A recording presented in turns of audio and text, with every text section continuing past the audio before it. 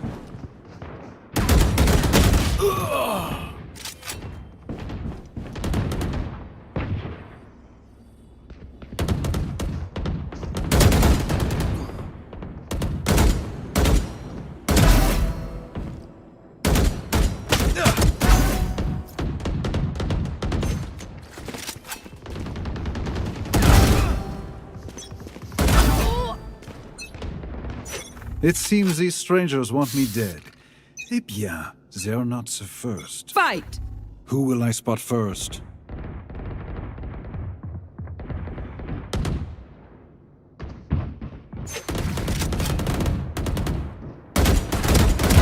I don't think so.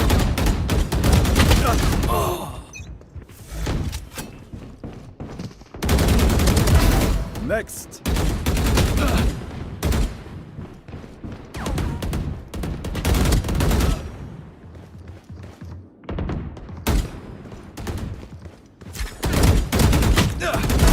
You lose.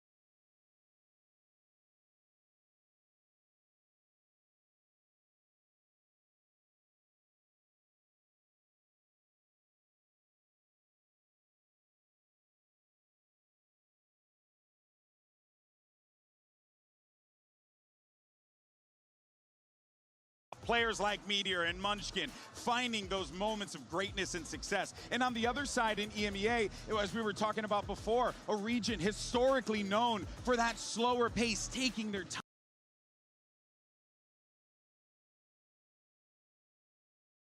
across the board. But I do want to give the flowers to T1, fellas, because talk about adaptability, talk about constantly evolving the playbook to keep up with the sign of the times, and it just so happened that it all just fell perfectly in their lap side show. Yeah, this should be their tournament to at least be favored to do better than they've ever done before. But you say that they've already won a tournament in the past T1. That's so right. It's a crazy situation. They're coming in here more favored than they were at Bangkok, where they walked away with a trophy. I love the call that you alluded to earlier, where you're saying that this is just going to be teams throwing haymakers at each other. One of the focuses for me is going to be on whether the Miniboo Neon can outvalue the Jet pick on the other side on Breeze. Because I think the Jet Yoru is what we would consider to be a bit more standard. It's been the meta on this map and been extraordinarily successful for teams like Furia, for Gen G, those kind of squads. And yet, Miniboo Neon is the win con for Liquid. It's the fact that you have just so much freedom with that agent Neon that you want to slow things down a little bit because you need to. You can really play carefully, but then when you need to actually burst speed through, you have that option. Yes, you can do that with Jet, but with Neon, it's clear it just tailors the Miniboo style, and that could be dangerous for T1 to have to deal with. Absolutely. When they're going to be on that attack side, you are going to be terrified on all of these early rounds. You are susceptible to double duelist pushes at any given moment. It feels like Liquid do that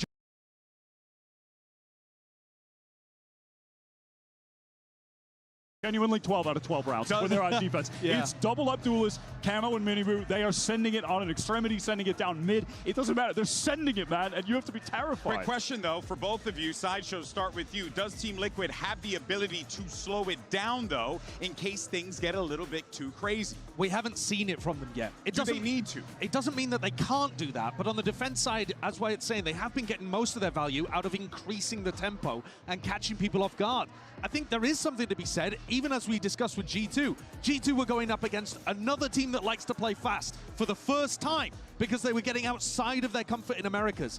I think you could say the same here for Liquid. They don't play against teams regularly who want to match their tempo. Yeah, I feel like they have been able to do that on attack sides, but when I saw them being able to bring it back when I saw them being able to do that the most effectively, though, it was on Bind. Yeah, like, I mean, their Bind is amazing. Yeah, like I'm thinking of them playing against Fnatic on Bind when they qualified, and they were struggling on attack when they were just continuing the crazy pace into those early rounds. They were losing, and then they slowed the tempo down, and they did win an out. But Bind is banned for a reason. Because they're goated on that map, and T1 wanted to get rid of it. Which is crazy, because it's probably T1's second, maybe third best map they anyway. Look great on it. And they decided to ban it because they're like, we do not want to play into Nats on Bind. Yeah. So I think then the question is, what does the rest of your pool look like, and can you get these younger, inexperienced players with a good speech to kind of settle the nerves a little? Ain't that the truth, brother? Of course, we don't want to let everyone know there is a small delay on stage. We're getting it sorted out. You know, want to make sure that everything is good to go when the server is up.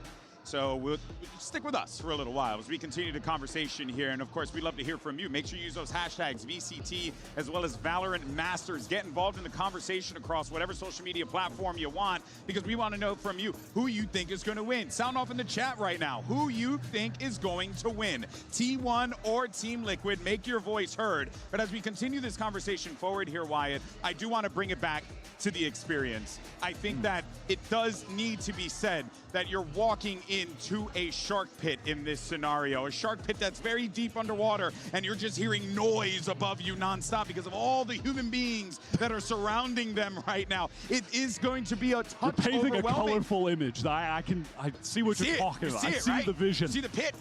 You see him on your screen right now, though. Meteor, you're talking about experience, two-time trophy winner against Nats, same roles head-to-head. I'm rolling up my sleeves. I'm showing you my vein. Inject it into it. Oh, excellent. That's what I want to see. Two of the all-time GOATs going at it, man. Why? Put a Band-Aid on that. Good Lord. Put it away. No, but seriously, though, yeah, you're right. You do have veterans on that side. If anything, I'm looking at T1 in this situation because for me, that's what I always go back to. Yes, you can go into the plays. Yes, you can go into the strats. But the reality is everyone's got a plan until they're punched in the face. Well, and there could very well be a lot of haymakers and punches that we're talking about. Yeah, there could be. I think there'll also be adaptations required, and that's where the coaches will come into play. And this is a new coach compared to, I mean, if we're talking about differences compared to Bangkok, where they lifted the trophy, Well, that was with Autumn, who's now coaching EDG. Oh, yeah. Now they've brought in KDG, who is a former Overwatch coach who's now joined the team, used to coach T1 Academy and had a huge amount of success there. Yeah, Gets spoken of pretty highly here. And so I'm interested to see if that mix, alongside Munchkin, can give them some outs that they might otherwise have struggled with in previous tournaments.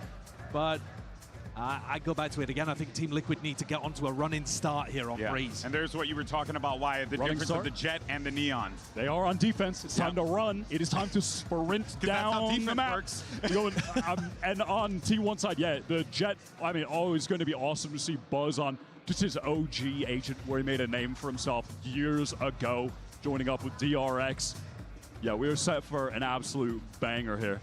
And like you said earlier, Nats versus Munchkin on the Viper. So you get that IGL head-to-head, experienced players, people that have been able to get a huge amount of value before. And Meteor, I'm sure, is going to be able to add a little bit of spice into the mix of that one too. Oh, yeah. It is. We'll pick up the Viper elsewhere, too, for like the direct head-to-head against Nats, which is sick. And in terms of how the smokes work, the fact that Team Liquid are running the Omen gives them much more opportunity to increase tempo sometimes. With Paranoia pushes on defense, you can control a main with that. You can play on top of boxes that otherwise Meteor wouldn't have access to. So don't be surprised if Wayne ends up actually racking up some big, important rounds here. Yeah, does Wayne continue to have the clutch gene at his first Masters event? Does he carry that over? And at the same time, Izu, I think on the best run of his career, can he carry that over into this series off the back of a great kickoff? The stage is set. We are ready to go for the first pistol round. Let's have the casters who are going to call all the action. Here's Achilleos and Paper Thin. Thank you very much, GB. Oh boy, what a series this could be. Already opened things up. G2 versus Paper X. Now T1 versus Team Liquid. The desk was talking about it. So much veterancy, so much experience across both of these squads. Who's going to come out on top? I have no damn idea, but I think we are in for one hell of a series. I am so stoked for this one. Some OGs of the VCT who squared off against each other all the way back in 2021 are doing it again. You know, Nats played Munchkin when Munchkin was on Crazy Raccoon. He played Buzz and Stax back when they were on Vision Strikers. So things a bit different this go around, but it's awesome to see some of the old heads. That's straight into it. Izu off to the races, able to find Miniboo. Wayne at the same time, taking down Meteor. No kill going to be found on the extremities of both of the sites. But Purpo and Wayne doubling up here as Buzz and Izu now going to be struck down. Nats getting himself involved, and now it's just Stax. Sheriff in hand has been good with it, but not today, not on this round. Team Liquid very quickly take the opening pistol. That's a big one for Team Liquid because T1 was really good on pistols as the kickoff wore through in Pacific because they were starting to just win them. RRQ learned that the hard way. This right here is great. I mean, exactly what the desk is talking about. You're seeing them push extremities. You're seeing them be confident, take some of those one-on-ones. And sometimes Team Liquid will spread the map here on Breeze. They're not always just going to send it down. A lot of times they'll hold back, especially when they got better guns in hand, and try to take some longer range fights. This time around, just a little bit of a mid-push. Wayne trying to use the wall somehow. For some damage there. Sees the entry from the Jet. Camo here at back sight. Will be able to take down Buzz, but does eat a good amount of damage. Purpo there covering fire. Able to find Meteor. Stack's going to be healed back one as Wayne will fall, but as widely should go the rest of the way for G1. But Stax again, last one standing. Does have a recovered weapon in his hand. Has to go for the reload as he tucks away. Swing of the pillar. Headshot bound. And it would be an ace clutch, and one of Monsters wanted that. They're going to face together, but Stax isolating and destroying! An ace to tie it up! Stax! What an unbelievable clutch! You have got to be kidding me! It's astounding. He has just been getting better and better. The beginning of kickoff for Stax was so rough. I mean, he had some real stinkers, to be honest, but that is vintage Stax right there. And the desk was talking about it, Wyatt mentioning how Team Liquid needs to hit the ground running. They do so with the pistol, but they end up jamming us, stick right into the spokes of their bicycle. falling over as Meteor now trying to take this opening contact, but Miniboo, okay, on for his own, finds 2 kills as Buzz will fall. Munchkin able to recover the weapon, just juggling these back, getting him passed over. Spray takes Camo down low, 34 HP, Stacks at risk, the drone gonna be going through, and Munchkin dead! Camo finds Stacks, and oh boy, they're right back on the bike! And this time it's T1 eating the pavement, flat on their faces. Izu similarly needing an ace as we are already into chaotic territory. The stack set up around that corner. Izu gonna take the time to grab the orb, wants to get even closer to that dimensional drift. Grabs up the weapon, they'll hear the swap, but of course the spike is still a world away. And clearing all these angles is impossible. Still does well to get the 1, but it's gonna be a MasterCard thrifty for Team Liquid to trade it right back. And there you go. This is exactly what you're gonna get from Team Liquid in some of these rounds, especially on an eco. They're gonna wanna just stack up and hit the gas. And Miniboo, that is a beautiful flash to set him up too. Meteor tries to go wide and Miniboo's having none of it. Yeah, and the timing there off of the back of the drone. Let's go! Woo! Peeking those mics, but you cannot blame him. No. Excited to see it. As do we just continue this dance?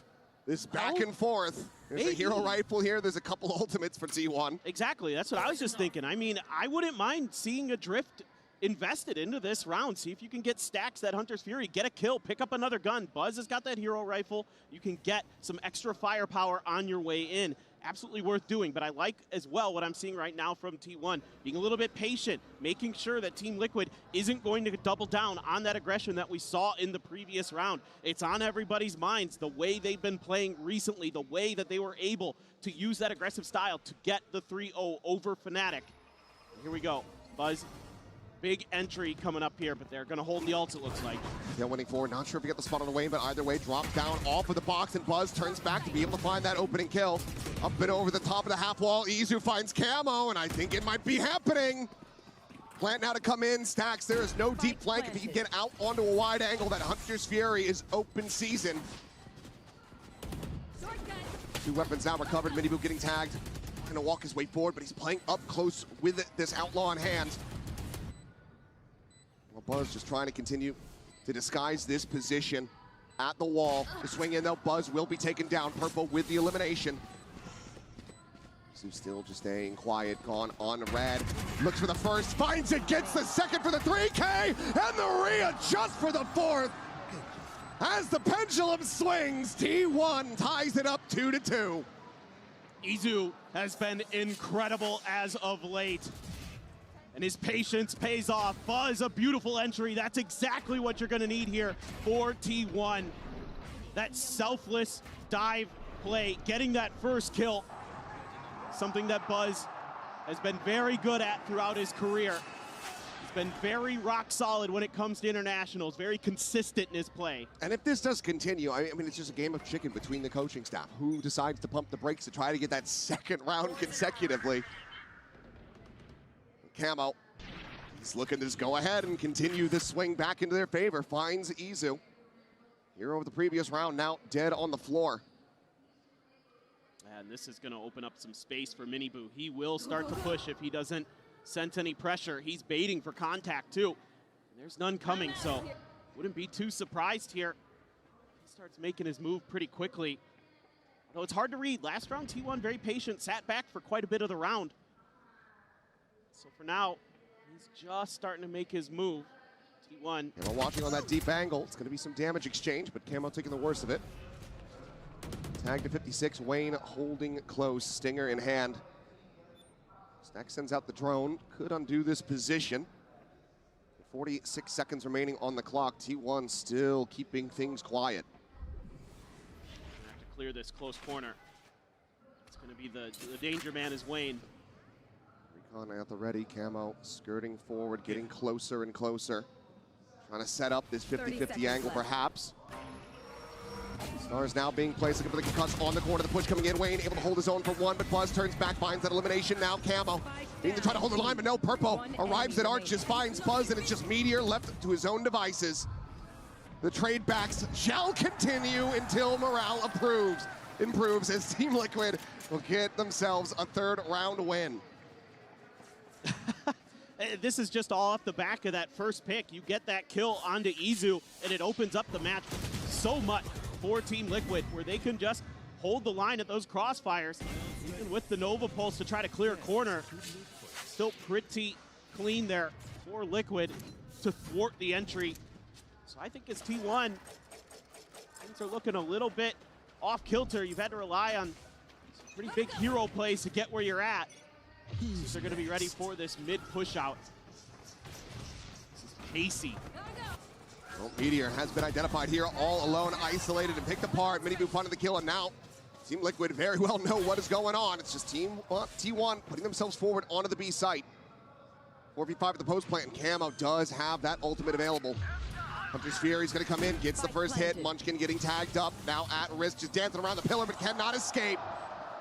Nowhere to go. Meanwhile, two players playing from Arches. Izu finds the timing, turning back and catching Wayne off guard. Stax in danger here. Is he gonna be ready? Oh, no, not at all. That's now striking in from behind. Now it's just down to Buzz and Minibu. Arriving at the spike, turns back, gets himself the 3K, and at long last, the team will be able to win 2 rounds in a row. Well, I'm very curious, though. I wouldn't mind a timeout here from KDG for T1.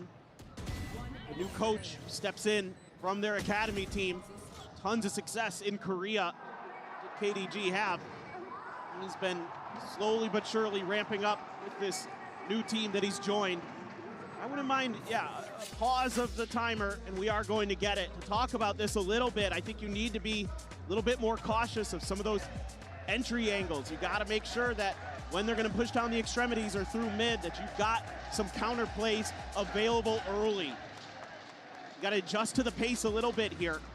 Because I think part of the problem, if you actually go back and watch the last time Liquid played Breeze, they were actually a little slow. Like, they would take their time, especially in the first half on their defender side against Vitality. So I think maybe T1 expecting that you might get some of that same defaulting where they're just going to spread the map, you know, like one player up mid nest, 2 players B site, 2 players A site, but they're throwing some trickery already.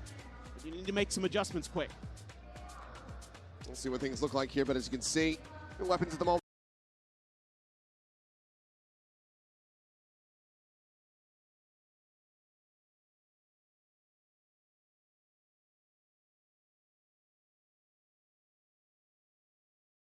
What they land on as we get ready to go back into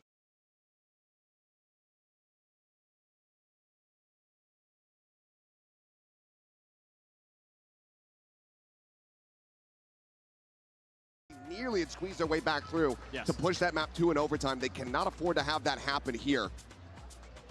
Ask any of the teams at these events and they'll tell you that opening series is so damn important. It gives you so much relief knowing that you have that extra little bit of safety net beneath your feet. Yeah, and the confidence to just come in, get a good start. You know, for T1 as well, they haven't played a team that plays Neon on this map, so that's something they're going to be adjusting to. Most teams in Pacific favoring the Jet. So actually, you know, this might just be also a tempo, a getting used to the pace. Here we go, Buzz knives out. Meteor gets himself on the board, solid kill on the Nats. Buzz trying to go for the entry. Little reposition. Camo gets himself back orange. As the smokes bloom, he'll swing around, does end up getting tagged by that drone. So for now, T1 have the site open enough to get a plant going. Still that Hunter's Fury in the back pocket. Surely Stax remembers how to use it. As Izu, yeah, it's a real thing. It's a real guy. Finally finds the kill. Stax whittled away at down to 20. Meteor now going to be taken out of the equation. Thrifty, the odds of closing this one out starting to dwindle for T1. The 3v4 in this post plant. The stun coming through, but Buzz with the knives is able to find himself a second kill. Updraft, looking for it, dashes away. The chase coming in though, and Minibu hounds him down. Munchkin now last one standing to try to make a go of this. The 1v2, a Sheriff in hand. Snakebite delays. Wayne now getting onto the spike, trying to hold it up to half the swing. Coming in, and Munchkin just cannot align it. Minibu, another big multi-frag round for him. Collects the defuse, will be 2 charges away from the overdrive. Liquid now have a 3-round lead. Yeah, you can already see this Neon is giving T1 fits. Decent knives from Buzz, but Minibu all over the place. So hard to read what he's doing. A nice setup there with the util for him too. Then just doing a little bit of blocking for the diffuser. Wayne sticks it, has the smoke advantage as well. So difficult for Munchkin in that position. Not a bad idea there mostly, but somehow Camo able to slip the net past the eyes of, if it was Buzz or whoever's supposed to be watching that angle at that point. Great timing. Now you have an operator online. First round for that, so a bit of a change up and something that they're gonna have to be concerned about. But for now, Nats holding his door, turns the pop flash, and mows them all down! Holds the door, gets himself 3, and T1. They are stuck up creek without a paddle. As Miniboo on the prowl, swinging around from behind, looking for the kill, and Stax will be able to shut him down. How are you meant to get your way back into a winning position? You are not, unless Stax pulls another ace out of his rear. He'll just be good for another kill. And Team Liquid now get up to 6. It's only a matter of time with Nats before he shows up in one of those tricky positions where you least expect him. And he once again tucks in right outside of the smoke, and nobody checks it. Oh boy. You throw in the Cosmic Divide there too. That makes that much worse. Not to be. Love to see an opportunity for Stax to use his ult, but he actually just hasn't really So had far, one. yeah. No. to you know, give him the benefit of the doubt there. But the joke will continue. It will. And, you know, I'm sure it makes Sliggy smile. A pain smile, perhaps, but drone forward, Stax spotting out Miniboo. Doesn't get the tag, though, so these players in Elbow not really able to play off this, and now they have a drone going their way that they have to be concerned about. Nizu trying to clear it. Miniboo. Oh. I don't think he had information on Buzz, but he just gets the turn fast enough. Overdrive into the zap down. Izu gone. That's both duelists now dead. T1 are struggling. Really bolt lobbed in. Stax on the swing. Will be able to find that kill at range with the stinger, but Purpo lurks forward, gets himself underneath the pillar in mid. Meteor gets caught completely off guard. It leaves now just Stax and Munchkin. Latter, which has not gotten themselves on the board yet in this map, will do so now. Taking down Nats for his first kill. 2v3 suddenly starts becoming a little bit more profitable, and they're going to be committing the pit into this one as well. Not the greatest weapon for the Viper, though, as he's going to look maybe for a timing here. Paranoid up into the corner, just tucked away. The push is coming through, trying to play it patiently. And my God, Munchkin finds one, tucks out immediately, but wasn't able to find a second kill. But now they have to go hunting. They have to try to clear him out. Flash, he just fully eats this thing. It takes a little while, but Camo eventually is able to find it. Does he have the shock dart set up? Knows that he needs to try to isolate this. Will just go in for it, but it's already held up to half. Cannot find him with the second, cannot get him with the third. Stax has his work cut out for him now. Trying to isolate, gets the diffuser, but cannot get them the round win. Close but no cigar. Team Liquid lock up a lead at the half. That's a painful one. T1 is going to invest a couple big ultimates into that odd man situation to try to make a go of it. They almost get it done. Munchkin maybe a little too patient. So Buzz shoots at him, and Miniboo just turns on a dime and takes him out. He is absolutely feeling it. Just great cover here. That's a toughie for Stax. Could have tried to bounce the shock darts there off the wall. I thought that was going to be the setup, but yeah. Goes in for the Hunter's Fury and only finds the one tag. Unfortunately, it's just a little bit too late. Maybe some miscommunication and apprehension about whether or not they wanted to try to invest that second ultimate in. They do, and they paid the iron price for it. Like this from T1, taking your space quickly. At least get into the post plant. Still got to worry about that op though. Miniboo. Great angles to use. Oh, and Izu's just dead right there, center pyramids. Solid cleanup, looking for another, and sees Buzz, but Buzz punching back just a little bit faster. Finds the headshot, so up on the floor. Drone will get the spot, he repositions. Sliding away, but Wayne maybe a little bit closer than he could anticipate, but yep, the flash in, plays it in beautifully. So Munchkin's able to find one. Meteor now gonna be taken down. Munchkin gone, it just Stax once again, asked to be the hero. A 1v3, And Camo's got him dead to rights. Clean shot. As I'm not sure why the pit is blooming, but Team Liquid get the round win. Maybe a bit of a Lakia moment. Still 2 more rounds to be played out here, Nats. You know, Nats, you had that one TP incident last year as well. But it's okay. I mean, Team Liquid is just frying right now. I mean, the way that they're being diligent about going through, clearing every angle, making sure that T1 is kind of off balance, trying to cover the space that they're losing to these kills, to these trades. And it's just phenomenal stuff from Liquid. Maybe we'll hear the comms, and Nats is just like, you know, I don't even need this. Here you go. I'll give you a freebie. See if you can still try to win a round. I don't think Nats is that generous. But maybe. He is that ruthless. Once again, fadeaway coming through. Miniboo looking to try to pre-fire the smoke. Look at the dart. It's going to be Wayne holding close, able to find the kill on a buzz, but Munchkin with that Guardian in hand, storming forward, is able to find 2, and Stacks gets a piece of the pie as Purple will be taken down. 4-2. Cash aplenty. Do they try to make a go of this?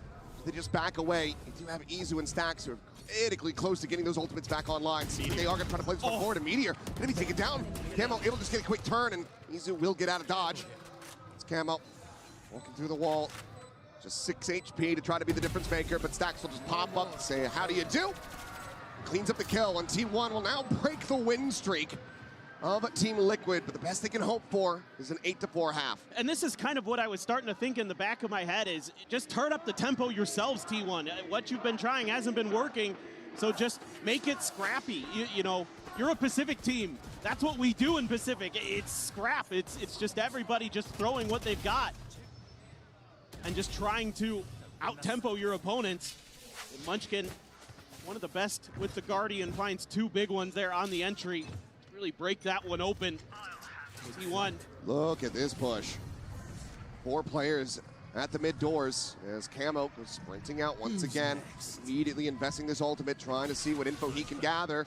And now Munchkin is under fire and taken down. He's not going to find that much damage on the Miniboo. As T1 now completely surrounded on all fronts. Main position will be abandoned, but they don't know that, so have to be wary about it. As the swing comes in, Camo immediately has the shutdown. Gorgeous shot from him. Stacks opening up with the Hunter's Fury, able to find Purple, looking for a little bit more, but Camo is still taking names. Meteor eliminated Buzz now. Here with his long-term teammate, trying to be the difference makers as they get one apiece. The knives come out, but it doesn't matter. Stacks, another massive round for him. Locks up the 4th and final round in T1's favor. That's a big hold for those 2 players because Team Liquid out-macroed the hell out of them on that round. They use their drift to set up that crossfire to take out Munchkin.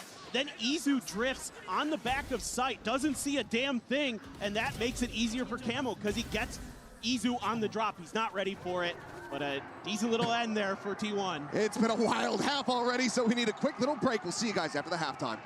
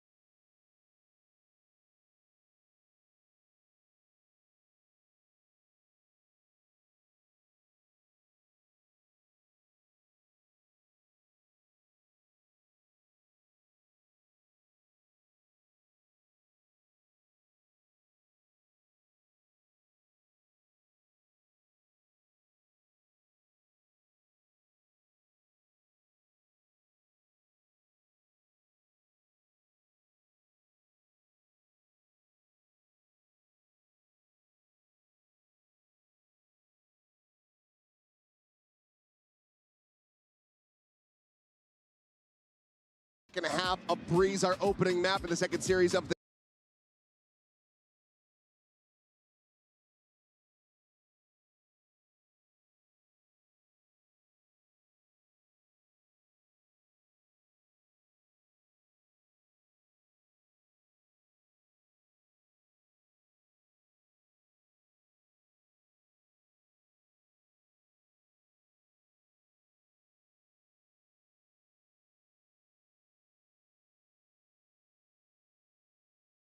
winner, an MVP in one of those tournaments. Right now, we are not seeing the steady impact from him. Perhaps we'll see some more of it from this Astra on the defender side of the map. It does feel like if T1 want to wade back into this, they need Meteor to start stepping up. Because I'm a Stacks believer, but seeing Stacks at the top of the standings is certainly not a great indicator. It's not for T1, no. You don't want to see Stacks there. You want to see Izu, Meteor, those two in particular. Going to be doing a lot of the heavy lifting. Quick entry here for Miniboo. Slide across. For a catch, and Izu will be able to outdo him in the end. Meteor, clean tap. That's exactly what we're talking about. Going to be looking for some more, but Buzz will take it away. Spike down A. This is great for T1. Just winning some big battles. Meteor so clean on that first shot. Nats' turn up to bat. Spike still out in the open. Meteor shifting over, getting tucked away into that cubby. Stacks ready to counter swing. Purple catching a glimpse, seeing the enemy jet. The scale forward comes in, and Nats cannot get the flick across. So a flawless pistol for T1 to try to jumpstart the engine. Feels much needed for them, but is there just going to be some more thrifty shenanigans? I think if anybody can do it, it's Team Liquid, that's for sure. It's going to be interesting what T1 wants to go for. A couple, this can't be all they're going for. 3 sheriffs and 2 marshals? Surely not. This is paltry. It is. A very light buy. Extremely. Especially on this map, you know, you've got such long ranges to work with. Okay, sure, why not, Munchkin? Finds one. Needs a lot more of it, though, and we'll be able to fish for a little bit of damage on a Miniboo. Spike planted for Team Liquid, however. Like to try to clear things out around the back, and Izu has that Marshall in hand, puts it to use as Nats gets taken down. Double stack within the smoke. Now going to be taken out, and Munchkin, what in the hell? Fastest hand in the West. Just suddenly massacres 3 players. And it's going to be a flawless follow-up to a flawless pistol. And T1 are now 2 rounds away. Oh, and they're just swimming in cash. Thanks to the gunslinger here. Oh, my. Woo! That looks like a gameplay trailer moment. Oh, boy. And that's just crazy, the bonus that you're going to be able to bring. So you're basically buying into this bonus now. A Bulldog for Stacks, everybody else. Guns, even full armor for Munchkin after that big round. So this gets interesting for Team Liquid. Looking for the entry, fast lane. Set up, Miniboo. Sliding his way in, but Stacks spotting a timing. Peeks out of the smoke, is able to find one. Izu at the same time taking down Wayne, but not before Buzz gets eliminated. Fish a little bit harder, eventually are rewarded. The Sova now gone. As Izu had control of A main, but actually just TPs back across, and now he's quite far away. Meanwhile, Meteor is trying to flush Nats out of this position, and he cannot. Holds the bridge, drops down, challenges out towards Sands. Izu will be able to take him out, so a 2v2. T1, they still have to clear a multitude of angles to try to figure out where these remaining players are. Not much time to work with. Oh, it's getting away from them here a bit. Munchkin, the dodge out on the relay bolt, but the time seems like it's already going to be gone, and there's the kills coming through. So Team Liquid able to deny the bonus conversion. Does end up costing them a couple players. Yeah, and so the money going to be a little bit weak, but you're going to have enough here to get that outlaw for Nats.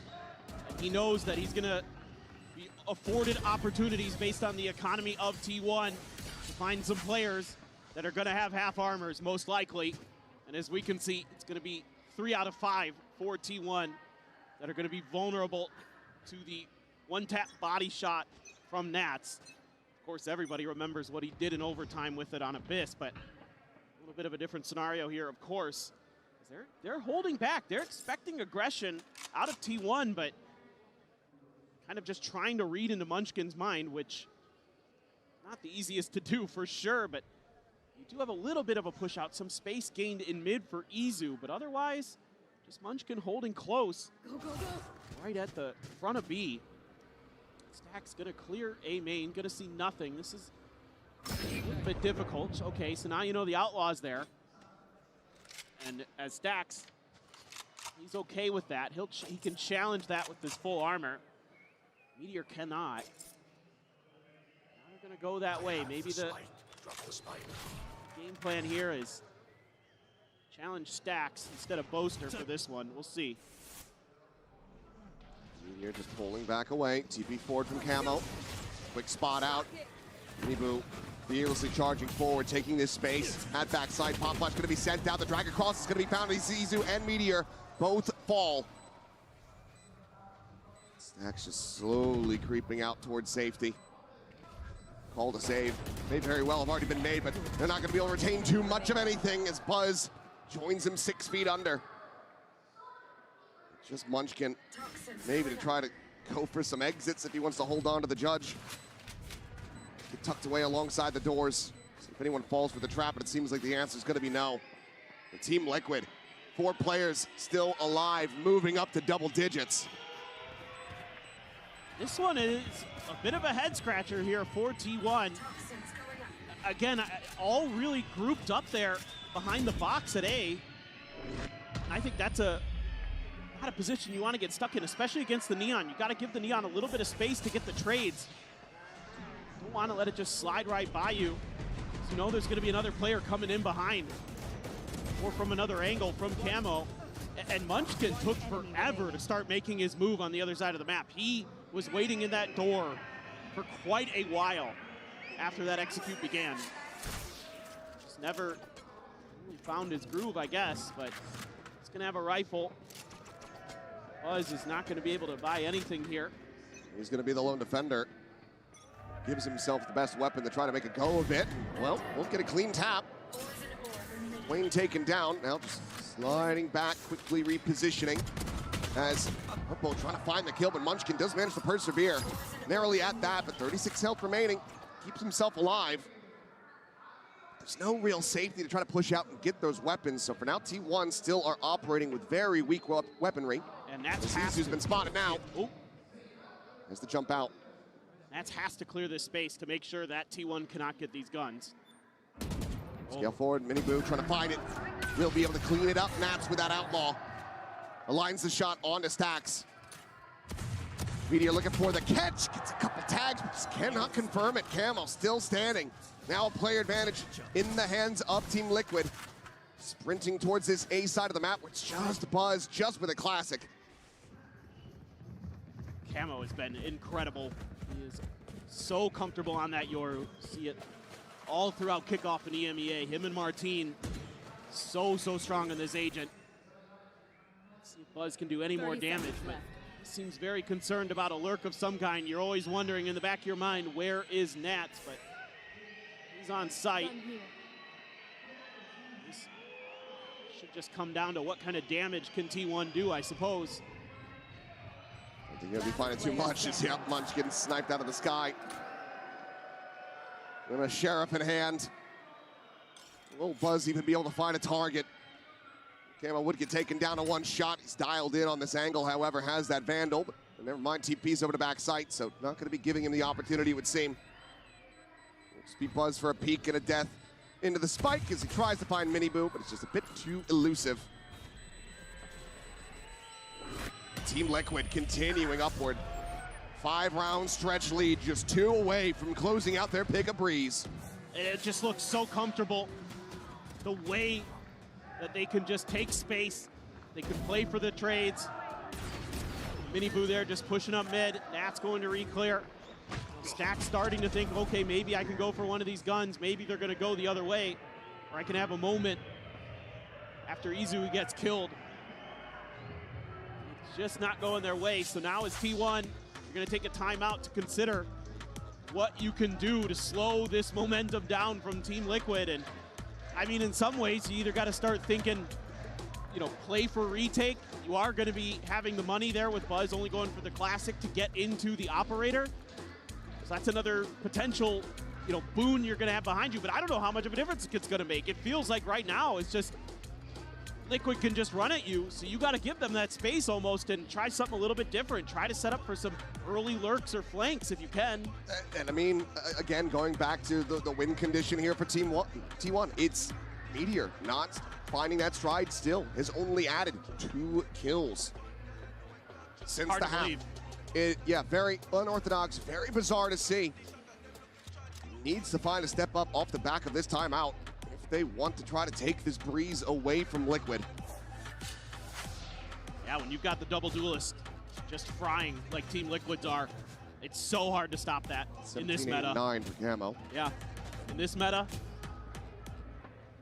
that's exactly what you want as Liquid. They're going to give it another, I mean, they're just probably just going to slam into A here. Buzz has got the op. I mean, he's going to have to get out fast. Waiting for timing. Going for the peak. Goes in a little bit deeper sense of the shot, but it's going to go wide. Now it's getting chased down. Little movement skirts out towards safety, but is tagged up to all hell. 11 HP remaining. Now Meteor on an island, isolated and picked apart. Wayne able to find that kill.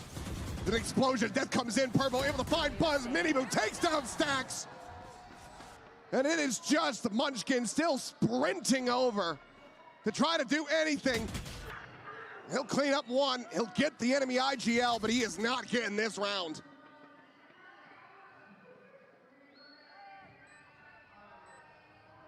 Miniboo happily takes the off, and he will put them down with it. 12-6. Team Liquid looking alive and well, looking well refreshed here at Masters Santiago. Yeah, and it's Miniboo. It's this Neon that is the difference maker, for sure. You've never seen much from T1 in terms of being able to slow it down, being able to stop it, something they struggled against Nongshim with in Pacific. And Miniboo is also just an absolute menace on this agent. He is just breaking ankles, and T1 can't keep up with the pace, can't keep up with the speed. And it's an accoutrement of weapons, and of course Nats wants to grab the Outlaw. Everybody vulnerable to it.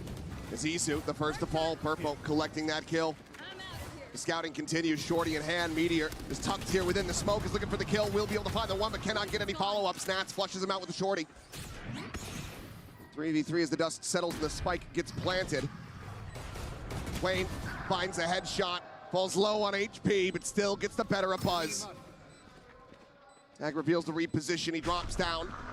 Now he's gonna be sending out the ult. Munchkin able to find the one, Stacks for the kill on the purple, and it seems like maybe yet still some fight here for T1, but Wayne, can he make it happen? Just enough around the corner to not be able to get the shots through. Stacks will continue to excel for T1. They will keep this map going at least for another round. Still doesn't feel comfortable for T1.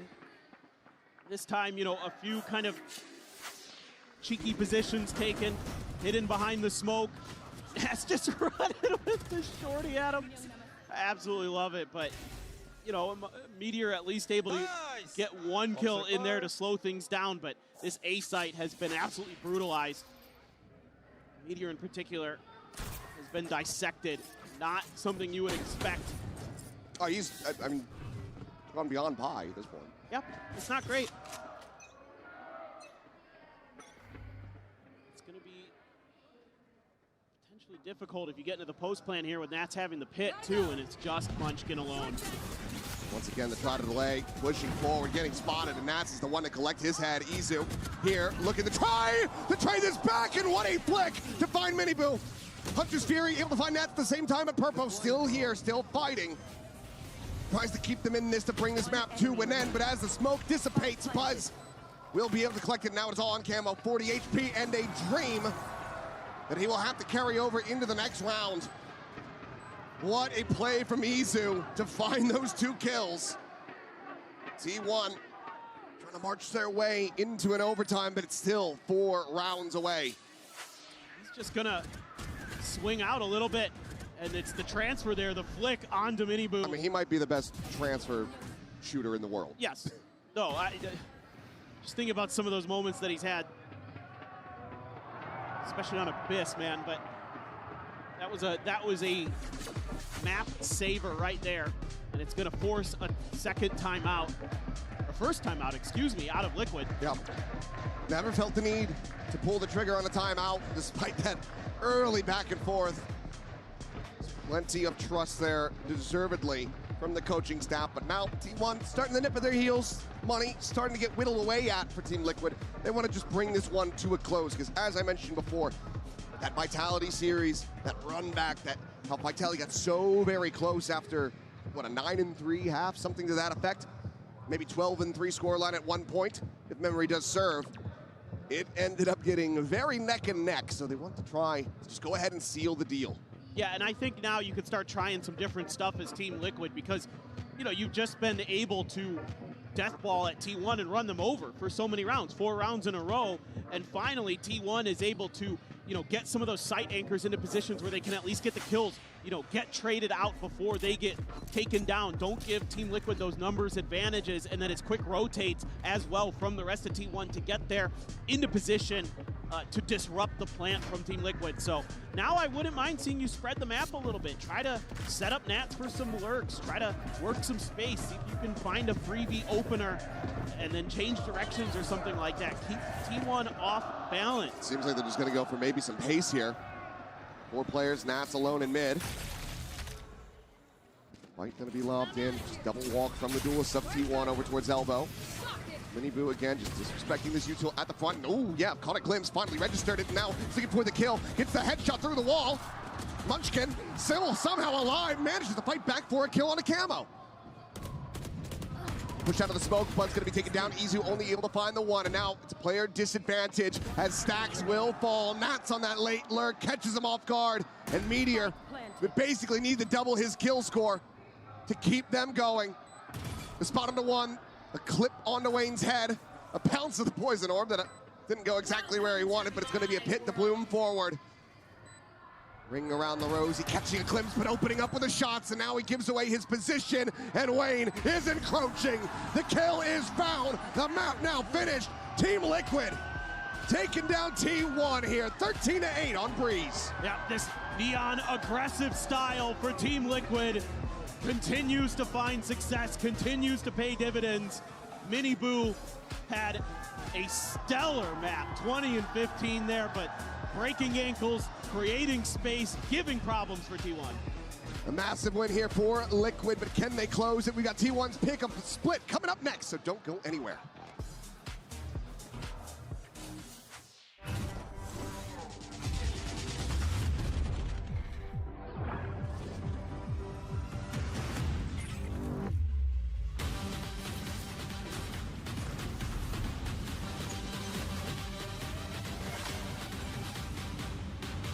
The human body was built to move. Not trapped at a desk in one singular posture for 12 hours a day. It's time your chair evolved. This is Secret Lab Titan Evo. Ergonomically engineered for you. Gamers, hybrid workers, artists. Backing your every move.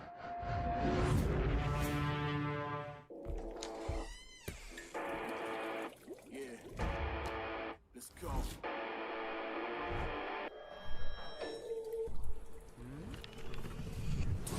I'm untouchable. Yeah, I'm untouchable. Yeah, I'm untouchable.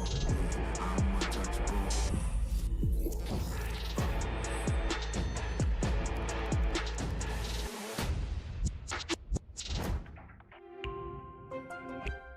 One man army. Triple. Why? He's hunting down that title. The time to write the next chapter in the esports history books is finally here. And they fold it in his hands yet again. He steps up to the plate, and he could knock this one out of the park. They we shall be engraved alongside the greats.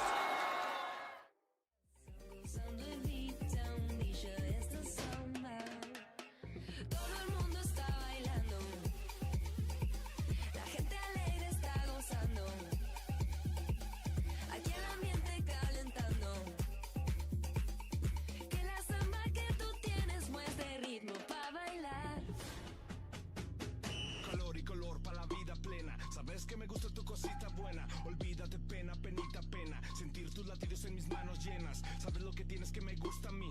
Sabes lo que tengo, te lo doy pa' ti. Me dice que sí, palabra de cadera. Y me encuentro listo pa' la gozadera.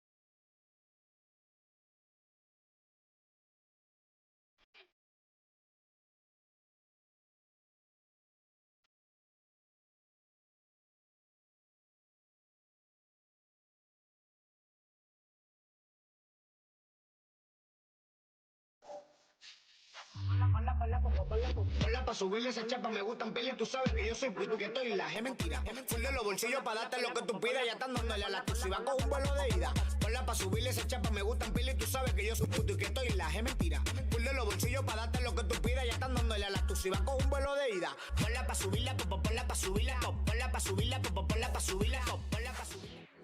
Welcome back, everyone, as Team Liquid managed to find themselves up in this series over T1 in a damn good game of Breeze. And wait a minute, is it possible that Miniboo 9-9 on the Neon? Who would have thunk it? Look how good he played, Sideshow. Yeah, he was fantastic. He really was. I think, you know, you just see it in the way that they push constantly. They're in T1 spawn. It was so difficult. You look at somebody like Meteor, right? At the very bottom here. Nowhere near where you expect him to be. He had to try to goat pies. But also goat pies. But he's the guy being pushed constantly, and like there's so many rounds where he's just like stood in mid. The horde is coming towards him. And he's like, well, guys, it's over for me. He's a natural selection commander mode, and then he's just getting fucking that way. You can't say that. Deep cut. Fired. Fired. Guys, oh, bleep, it's fired. Fired. But also, dude, what's so cool about Mini Boo as well, though, is that he is just the best Neonic hitting slide killer. Oh, yeah, for sure. It's insane. He's got like a 95% kill rate when he's sliding at people. Yeah, that actually takes us to our HyperX Reflex moment of the day because it is Miniboo. And listen, it's just him getting these massive kills when they need it most in this Thrifty. Just look at this here. We were Thrifty on Thrifty at the beginning of this game. Wild. Yeah. This came after the stacks ace, and then Miniboo said, bet. And just came in and hit the triple sheriff. The first two were insane. And then from there, Team Liquid just continued the ruthless pace. They couldn't keep on that. His confidence on that agent, man, he's bubbling when he's playing this character. He can fly. Tingling. And that was just the beginning, right? That was just what started the streak there of kind of dominance, to be honest with you. There was one more response from T1, and then it was just all Team Liquid. It really felt like TL were just in control the entire game. Yeah. Honestly, despite the scoreline, there was at really no point I felt like T1 were getting into the game outside of when Stacks got the ace on round 2. Yeah. That was it. I was like, oh wait, really, they're here, and then no, they're not really there. It's just reflected in all of these moments that we're seeing here. The confidence at which they push with here. Sideshow, it just feels like it's unmanageable if you're T1 in this instance. I think Minibu is spectacularly good on the Neon. He causes so much pressure that you have to deal with, and it plays in camo because he now has an extraordinary amount of space to be able to work with. His defense side was also really nice, being able to pull out some really unexpected kills. But look at the fights and where they're happening, man. It's like... Yeah, that guy's just staring at Minibu, and then Camo's just I love the way Camo free kills. plays Yoru because it's so different from what we see. The break out of your, dimensional rift, bust out the shorty, shoot as much as you can, hope to God you get the kill. No, he's actually just being really calm. He's posting up when he needs to, and he's giving them the kills. An honest, good, wholesome Christian Yoru. I mean, normally when you're coming out of a gate crash or something like that with the shorty, you're the one that everyone's looking at, but no one ever looks at Camo, bro. Yeah. They're always looking at Minibu. Because his name's Camo, you get it? Because, Get the tomatoes out. Get the tomatoes out, bro. We really do. Don't. You give me at least a little bit of emotion, you bastard, or you're fired. Okay, I will remove you right now. I'm going to give you a large boo, not a mini boo. Damn you. But of course, though, one thing that we did pull away from that game was we were seeing T1 pull off big moments with those Rifties, and they need this. But the problem is that you got to be able to win those rifle rounds, too, to put together the dub. I feel like you could really... Do you want to be a hater or a lover, GB? Do you want to be glass half full or glass half empty? Is it a great thing or a worrying thing that Stacks is carrying in the kill department for T1? Yeah. It's great that he put up 20 plus. I'm gonna say glass half full. I'm gonna be positive. Stacks a veteran, man. This is the guy you want. Yeah, look, he's a guy that you want to see. If he's popping off, that means that he is out there giving it his absolute all. Surely, someone from his squad in this next map Sideshow is gonna meet that output. If Stacks is doing this right now, I think he can carry this into map 2. It's possible. That was his first ace at a global event in 1,416 days. So it's not like he does this all the time. You do not want to waste an all-time Stacks performance. He wasn't and didn't need to be that guy on the run here in kickoff at all. The trio, Izu, Buzz, Meteor, they were just going nuts. Stacks didn't really even have to focus on that aspect of the game. No, fair So point. you're going to need... And listen, I think Izu definitely had his moments. He had some sick multi-kills. His aim was definitely on display, but he wasn't in takeover mode like he was in a lot of those online matchups earlier this year. Yeah, no, without a doubt here. There's a lot of pressure, though, on T1 in this situation. You got KDG, the coach, the new coach, stepping in for T1. Let's get some words from him. Jen here with KDG of T1. Now, coach, proactivity and aggression, that is the way Team Liquid like to run on Breeze. I'm sure you had tapes on them, tons of VODs on them. They really like to play this map, and you analyze them down to the nail. So what made it specifically hard for you to deal with them? 일단 상대가 공격적으로 나올 걸 알았음에도 불구하고 저희가 그냥 교전에서 진 게 좀 많다고 생각을 하거든요. 특히나 지금 말린 선수 몇 명 있기 때문에 그 게임에서 말린 것들을 좀 풀어가면 잘할 수 있을 거라 생각합니다. Yeah, we knew that there was going to be a lot of aggro coming out from Team Liquid side, but I think it all came down to the gunfights, not being able to match up the firepower against Team Liquid. So I know everybody's feeling, some players are feeling a bit tilted and frustrated, but if we do work that out, keep the energy up high, I'm pretty sure we can do better and show better performance on Split. Thank you very much, and good luck. Gotta say, that is a quite telling bit of information there from KDG Sideshow. Yeah, saying, I know that my players are feeling a bit tilted and frustrated, but we've got to calm it down before map 2. I mean, yeah, you knew what you were going up against, surely. Yeah. And they weren't able to hold it back. I don't think the aim was the problem. I think the fact that they were taking so many, like, one person tried to hold off 3. Again, it boils down to what we were saying earlier. Everyone's got a plan until you're punched in the face. Yeah. And Team Liquid came out of the gate punching him in the face very quickly, and T1 just did not know how to respond. Are they going to throw the knockout blow on Split by switching to the Neon away from the double duelist with the Raze? Yeah. Do you feel like that's coming, Josh? I think it has to be. When you look at the fact that you're 8-8, now 9-9 on Neon compositions towards the end of kickoff, you have to, as Lohan, realize that maps like Split, which have been a bit weak for you, where you don't run the Mini-Boo Neon, they have to be adjusted. I would be gobsmacked if we don't see a compositional adjustment coming out here on Split, and I think that would bode kind of poorly for T1, because otherwise the Split pick is perfect to get T1 back in the game. Do you want Liquid, because we know Liquid has the stats to back it up on Neon, so do you want them to make that change? Does it feel like that is going to be fruitful for them 100% no matter what? Or could there potentially be an issue here slotting this in so early? I think they just go for it. It's not like the Split has been great without it. It's So like, it well, really it's is been just working. Do they want to try go for something it. new? It's honestly, What do you have to lose? this is going to make it sound like their Split has been terrible, but it's like it can't get worse. I don't think they're going to be They're worse. 1 and 2 on Split, and it hasn't looked good. It's been Yeah. looking like one of their bottom couple maps. So you would put Neon in this situation? Yeah, definitely. There's just no way that their Split is going to suffer because they're going to have the Neon. I think it can only go up. And remember that they're taking an enormous gamble with the final map of this series, playing their permaban of Haven. So already we're in bonkers mode if this gets towards map 3, where who knows what's going to be happening in terms of compositions for Team Liquid. This one, I think it might well be that T1 have got some really difficult, quick adjustments to come. I also got to say, seeing them float that Haven with no like real tape that we can really reference for this is quite fascinating, considering how early this is happening in the tournament. Typically, teams would try and float these things for later on in the tournament if they had a game plan But those kind of teams that do that are the ones like NRG, where they're confident that they can get through the Swiss stage. Liquid are fighting for their life at every point. They are. And you're going up against T1. You're inches away from drowning at every point. They've been going through the lower bracket of EMEA, fighting for their lives, fighting their demons, and they're still figuring stuff So you out. say it's like an apples to oranges comparison when it comes to NRG and Team Liquid? I definitely think so. I don't think Team Liquid can afford to hide these kind of things. Bring out a Haven if you're hiding it as a trap here. Bring out your new composition on Split if you have one. I think now's the time to go hell for leather. That being said, I think if you're T1, if you're KDG prepping for this game, you have to be ready for, if you're going to take it to Split, that they could be playing Neon. I think it's such a high, there's a high enough chance that you have to be ready. And you know what? We're being a bit doomer here about T1, but actually, they were one of the teams to beat Nongshim Red Force, probably the best Neon team, on Split. Early on in the season, they did lose the series overall, but they actually put together a very And how they managed to do that? Yeah, well, they managed to shut down the Neon by not directly getting distracted by it, I think is the biggest part of it. You want to ignore the entry protocol. So when the entry player goes in,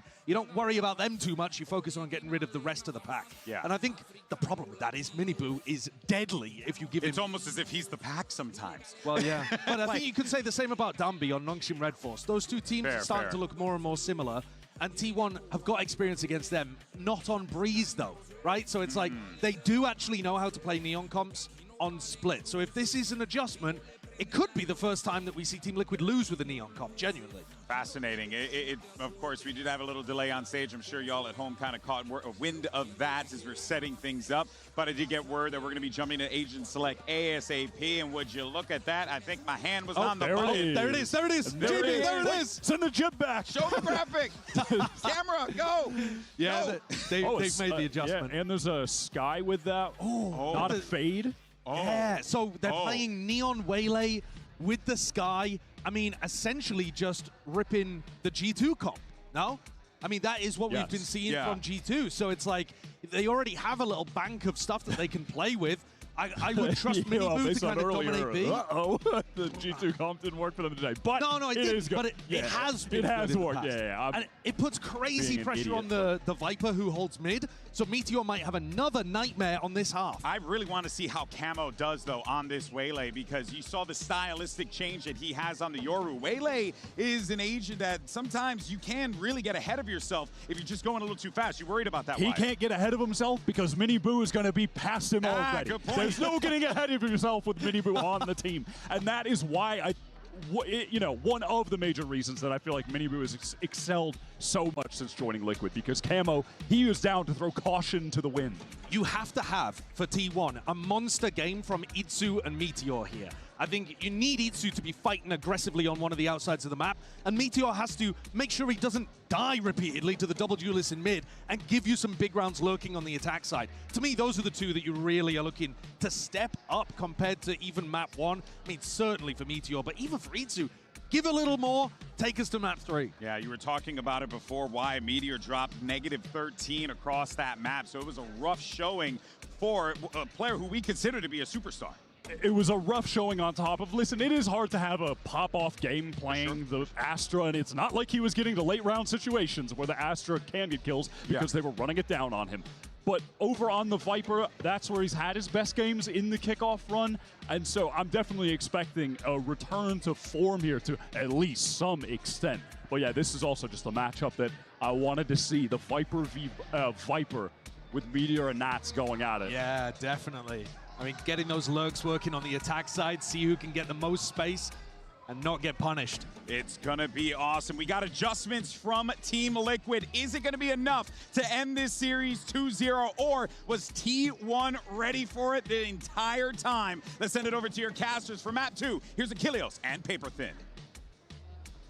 Thank you very much, Deskia. A lot to discuss and a lot to look at because Team Liquid are changing things up. Highlighted right there by those guys, and this is huge for the side of Team Liquid. But my question is, how much practice do you have with this? Because I think that it could do very well to catch T1 off guard. Yeah, it could, and I think it is a little bit of kind of off comfort there for Camo. I think he's a little bit better on the Yoru versus the Waylay, you know, when he's been asked to play that role. So it's just a matter of, yeah, how much are they going to be able to implement since the last time they played it. Now, it's been a little while for Team Liquid. They had avoided it since they made this composition switch to the Neon. But still, you know, for T1, the desk was talking about it. What were some of the things that worked well for them against Nongshim when they were able to beat them on this map? One of the other things that they did, besides what the desk was mentioning, is shotguns. And whoa boy, Munchkin. Oh, he is in such a bad spot. Izu here to try to peel back some of that pressure, but the entry swiftly coming through, and Miniboo continues where he left off, just running him down, and instantly 3 kills found. A right of the rope, Meteor will be able to find a shot onto Nats, and Stacks again asked to do so damn much!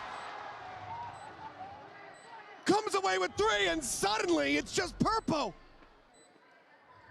Stacks weak there on the swing, looking for the kill, finds it, Meteor swings in from behind. And T1 will get the opening pistol here on split as Stacks continues to wear the cape. I mean, it's a blast from the past to see Stacks playing like this, for sure, but I'm still concerned for T1. It's still them giving up the site easily. It's their anchor players getting run over. Yes, there were hero rounds on Breeze. Stacks does it again, but he needs some help. And yes, Meteor gets 2 kills there. A very nice round for him. But it was a very awkward start for sure. That was a great relay bolt, and then Izu uncharacteristically couldn't hit some shots, being unaccounted for up on top of the box. And I can see the pings on the map from Liquid just saying, hey, let's be aware of that. Make sure we know on entries, because they know that our default fast lane is going to cut that off from our vision. Hello? Yeah, just walking through it, it's fine. Shot across, one into the chest, and little exit going to be coming through. Wayne able to find the one. Miniboo eventually confirming the kill. Munchkin going to be taken down, and his force buy is completely catching T1 off guard on this site. 3 to 5, barely any damage suffered by the players on Liquid. T1 might just have this round get away from them, but Wayne will fall. Meteor able to find the one. Swing in, spot onto Purpo. Still wary about a potential swing in from below. Stack's going to be pinned into the corner. Meteor looking to try to isolate them. Has him taken low. Tucks back away. Izu scaling.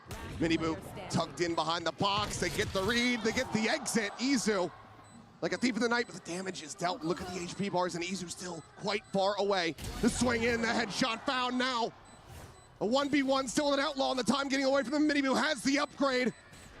The drop down, the flash not finding anything. The round is already over. Izu will get the kill, but cannot get a win.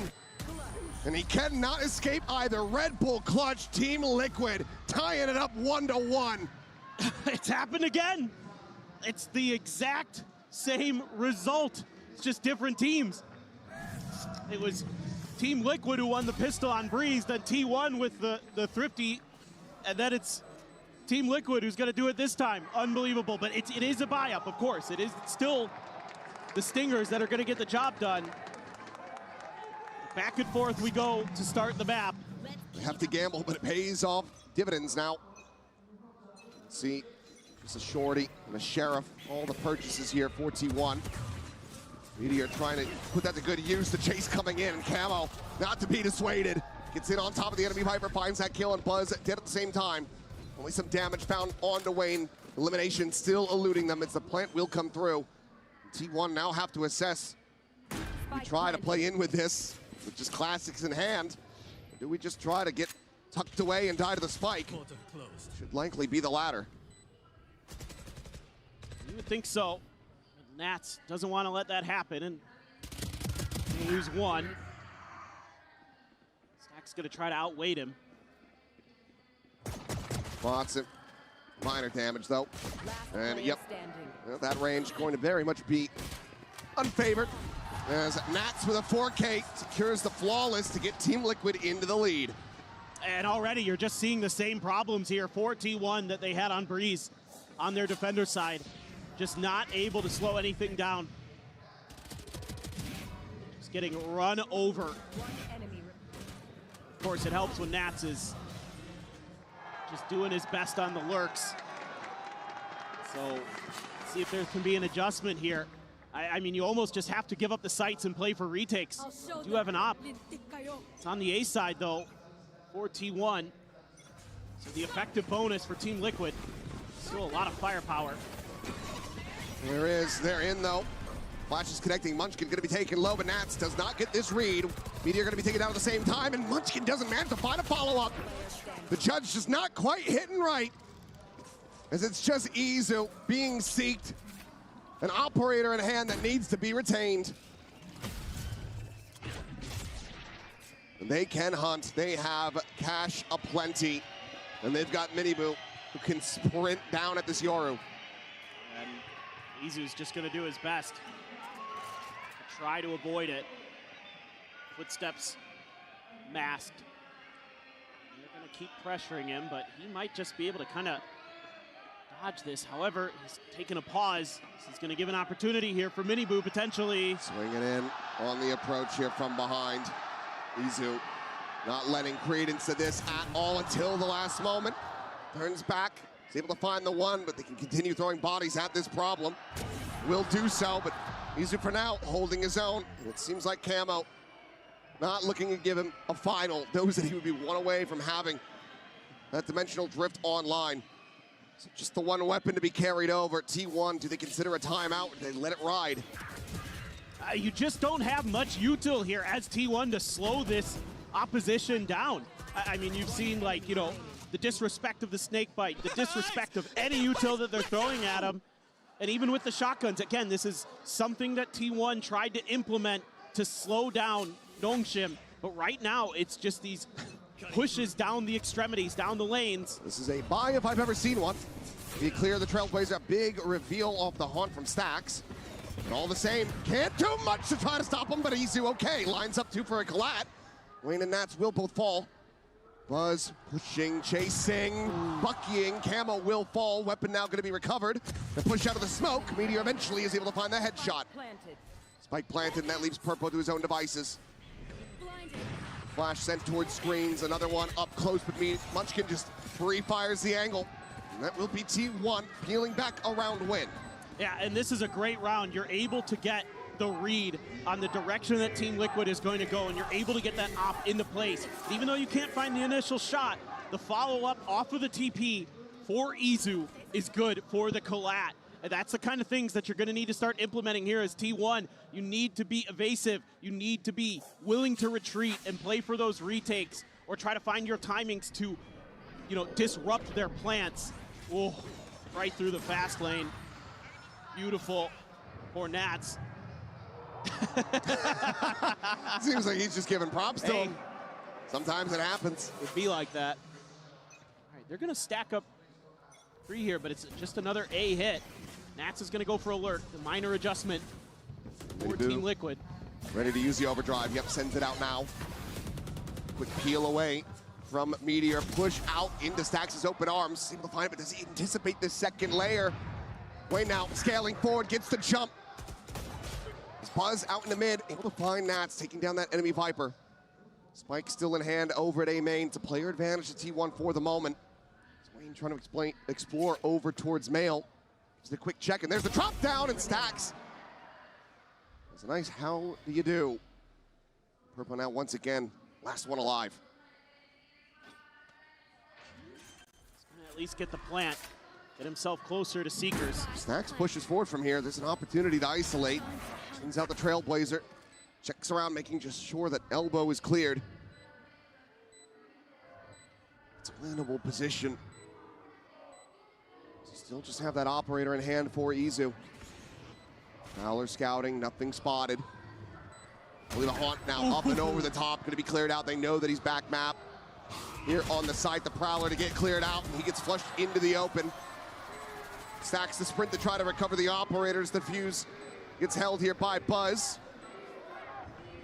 Should be able to get it in time, and he will. And now suddenly we're tied up at 3-3. Yeah, and now you're seeing some good adjustments on the fly for T1.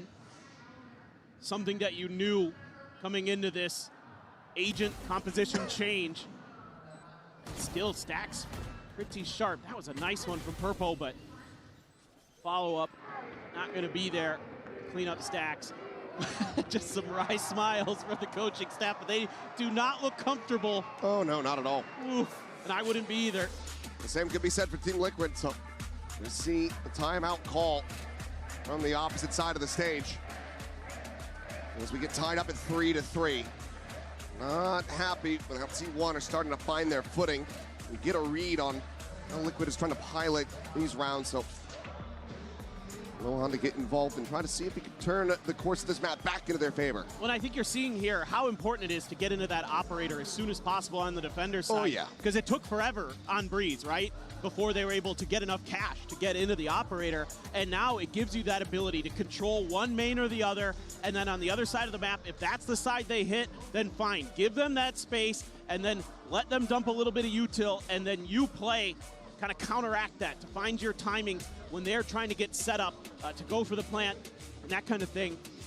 And it's working much better now for T1. So took a few rounds, but they're getting there. Now what do these adjustments look like for Team Liquid coming out of this timeout? You know, are we just gonna kind of go back to stock standard, just, hey, just save your util, go a little bit deeper with it? They're 2 charges away from having 4 ults. There's just a decent amount of firepower here, so when it comes down to just hitting T1 with pace, Team Liquid very well could convert this into a win. There's Wayne immediately going for a teleport play up into heaven. No one here to disrupt this. Wall will fall. The noise going to be made. Stacks creeping forward. Buzz on the opposite side of this smoke. Wayne not going to play out of this one. Just plays back, and for now the site is theirs. Liquid able to get set up for the post plant. They do have that pit, and it's going to be invested. Completely cutting off that screen's access. Showstopper is available for Buzz. First, they have to try to make it past this Omen. The push going to be coming through, and Meteor's just not ready for it. Wayne now with a free upgrade. Sends the Paranoia across towards screens. Buzz sends out the ultimate, lobs it in. Purple going to get caught. 1-for-1, but still trying to play into the pit. That's being spotted. Eventually flushed out. Stacks able to collect the kill. Munchkin, the op scooped up, finds Camo. It's a player advantage for the side of T1. And now it's just Miniboo here in heaven. Slides across, sees not on it, trying to fish for the shots, and Munchkin swings around the back, but it ends up going wide. Miniboo seized in position. Rotates over, the fuse is already there. T1 thriving in the chaos, manage to steady themselves, and they get the round win as well as the lead. Yeah, and it's good patience and a good read on where the players will likely have to be. Plus you have the dimensional drift there to give you a little bit of extra info, but in terms of getting that showstopper and getting value, you likely know that they're gonna be tucked into the back of elbow, and you can just throw one in there. Of course, Izu probably got a spot there as well to help it out, but it's a really nice play. Nas tries to step up into this to see if he can do some damage, but he's taken down by Stacks, who has been the hero for T1. 10-5-3. He is playing so well, keeping himself alive on that A site. As that solo player, you cannot credit him enough with what he's doing for T1 on this map. Quick clear, the dog is saturate, lobbed in, up towards B heaven. TP forward, and Munchkin ready forward, gets the punish, and they're just getting picked apart on entry. Camo now, last one standing, but given the economy, likely is gonna have to just sit back. But We'll stop it from being a flawless at the very least, can make this hurt a bit. Try to slow down the massive cash flow that T1 currently have. Widely needs to just get tucked away and retain this weapon, you would suspect. Still is feeling it though. Meteor's trying to bait for Buzz. Camo senses it. Buzz would love to get halfway to that next showstopper. As a jump up, he just hasn't registered it. Not seeing him there on the periphery. Give a couple additional kills over to Camo. But that is still going to be the round in the hands of T1. We've got some time now. Take a pause and take another timeout here. Let Nats rally the troops as Team Liquid. T1 is just going to hold the line and watch the spike to make sure that Camo, after getting that kill, isn't going to try another. But something to keep track of here is going to be these ults as well for T1. Like you're talking about, that ult cycle has been really favorable for them. All of a sudden, they're getting value out of theirs, whereas Team Liquid didn't. The problem is, yeah, that previous round, that weaker buy, they end up investing so many ults on top of it. To not be able to find the round win, ends up being quite costly. So T1 for the moment in position to really snowball the rest of this half into their favor even further. Is this just misregistration on where Munchkin's going to be planted? He holds his own well. I just am so amazed sometimes with how Munchkin realizes that it's been long enough that Team Liquid has forgot about that spot after the pistol round. Like, he just sometimes is like, you know, I bet they forgot. And he gets so much value out of stuff like that. He's going to have a judge for this one. They're going to try to gum up mid. Getting a good read here is Munchkin now, starting to feel that ideology that's coming from Liquid. Double dash forward over towards Meteor, who will be taken out. Miniboo, that second layer, sprinting in, and Munchkin unable to make it happen with that judge in hand. Trailblazer cleared, Buzz tucking back, avoids a saturate, but they are just overwhelming them, giving him far too many targets. And this is where Team Liquid thrive. Shot goes wide, Izu taken down. And Team Liquid, what a massive round to rally back. The Stacks will get caught. Fantastically done from Liquid. So they're now just one away from tying it up. Still a chance to get themselves a lead at the half. Yeah, and it's the Neon this time. That's the difference maker. The space creator. Get stunned there as well. And Miniboo able to double down. Not sure what Munchkin's doing. I don't mind the idea here from T1. The execution just wasn't there. You know, putting that shotgun into mid, they had the right read on where the push was likely to happen. Just Team Liquid outdoes them. They didn't do what the desk was talking about, which is kind of ignoring that first little layer, focusing on the people coming in from behind. Tries to chase down Miniboo. Pays the iron price. Convergent Path's now going to be sent out. They're barreling forward. Buzz is here. A little bit of assistance from Munchkin, is able to find that kill. They're just dropping like flies now as Camo finds a second. Stacks right in the rope. Ooh, should have been dead to rights. Purple maybe staring at the minimap there. We'll get a Nightfall out of the enemy fade. Spot on the 2, and for now, Team Liquid, they decide to just pump the brakes. They're in a really tricky spot here, especially as Izu just be main control. They can still very much go through B Heaven, so he's gonna have to tuck in, just wait this out, ride this out. Meanwhile, Stacks going on a bit of an adventure. Wants to do trying to get a flank in through the sewer. And timing's not gonna be there for him though. But I think he's gonna find a decent timing on the, retake attempt or the stop of the execute. That's an early paranoia from Munchkin. Just trying to slow the approach and buy some more time for Stacks to get even closer. Munchkin scaling his way up through the stairs. Stacks now striking, able to find the one. Izu out from Garage, finds a shot on the Camo. Suddenly a player advantage here for T1, but they're not out of the woods. Still a ways to go. Purple and Wayne could absolutely get this done. The hold, and Munchkin able to win out the fight now. Comes down to Wayne on the peak, shall fall. T1 closing out the round, themselves now up to 6. It got quite scrappy up by the tube. Stacks lucky to get away with his life. When he took a peek up there, even got a little damage in, had to throw the Nightfall just to keep himself from getting overwhelmed. But that worked out in their favor. They're able to buy some time to work the map. With Izu having B made, they say, okay, we'll play for A if they go that way, and then if they go for B, we're We're gonna get that lurk. Nats actually read it off of that paranoia, I think, that Munchkin sent, because he turned around to face Stax, and Stax won a big 1v1 there, up in mail. So, Stax continuing to just be a miracle maker. And with just 2 more rounds to be played, Liquid, if they want to collect these, it's gonna have to be off the back of just shooting and tactics rather than the ultimates here. Zizu considering setting out a pop flash for himself, but we'll just go ahead, bound back in towards Vent. Smoke now baiting and Camo gone. Meteor slotting forward into that smoke. Tries to get the snake bite out fast enough, but cannot, so Wayne gets the catch. In the end, a 3v3. Damage exchanged on both sides. Minibu still alive for some entry power. Nats lurks his way forward here at A main. Stax, does he scale? The answer is yes. He's going on the hunt here. They will be able to find Nats once again. They're immediately going for the reposition as Munchkin TPs across over to screens. Caught the timing, did Stax. Still fast lane and a relay bolt. Minibu needing to put a lot of weight on his shoulders. Stax just keeping it quiet. Maybe trying to pretend like he disappeared back up the ramp. Now we'll start to inch around this. Sees the gun barrel, gets the adjustment, snaps on for the headshot.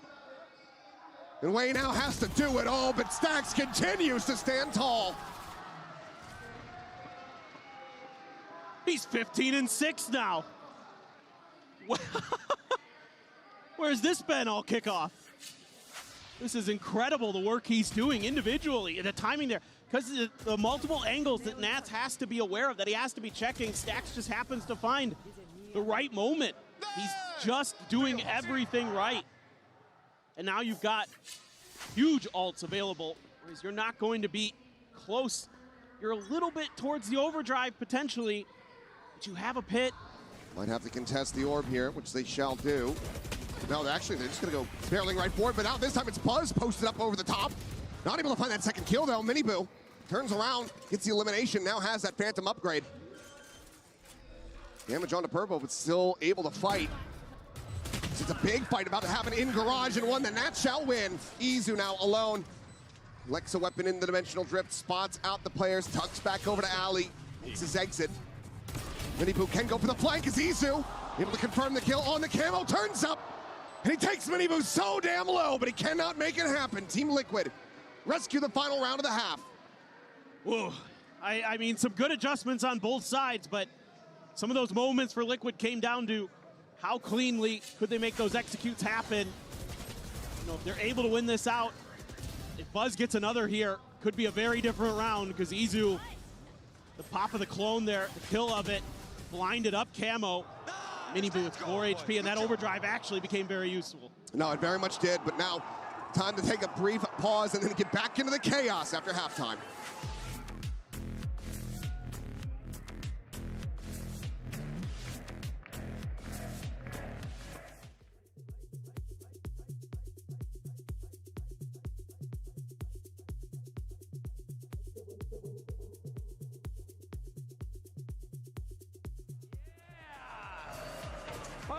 Pongámonos de pie, todos, todos, todos, todos, todos, todos, todos, todos.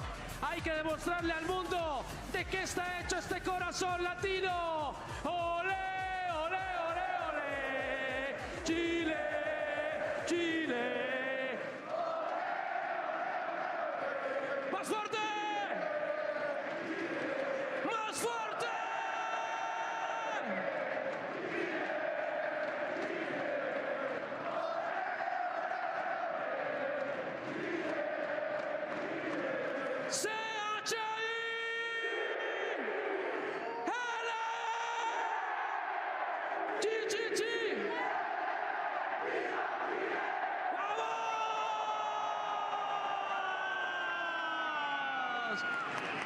¿Dónde están los fanáticos de T1? And this is some of the best crowd work you will ever see. Like Leonidas rallying the Spartans out there with his booming voice. This has been incredible. This is S-tier crowd. S-tier crowd, S-tier crowd work. And it's only 2 days in. It's only going to get better as we get towards the end of the tournament. But these fans, they've been hungry for Valor, and my God, have they been feasting, as have we, and everybody watching back at home. Because right now, a damn contentious map between T1 and Team Liquid. Yeah, and there's still a lot of work to do here for Liquid. I mean, going to a defender's side with a double duelist comp on split can be tricky, and T1 is actually balanced in terms of their round win percentages on both sides of this map. They're at 59% coming into today, and they're basically right there, 7 and 5. I mean, you're expecting that again, and Izu gets 2! Immediately shutting down Wayne and Minibill. Camo will be able to find that kill, perhaps recover the Sheriff if he pushes far enough forward. Stack's going to be watching forward for the moment. Would love to take that into his own hands, given that he just has the Classic at the moment. And he will be noted, as will these players in mid. Camo just backpedaling.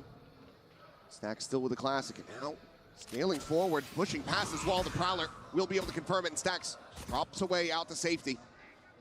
Separated from the rest of the squad. Meanwhile, Purpo still tucked away, hearing these footsteps. Munchkin gonna try to play his team in.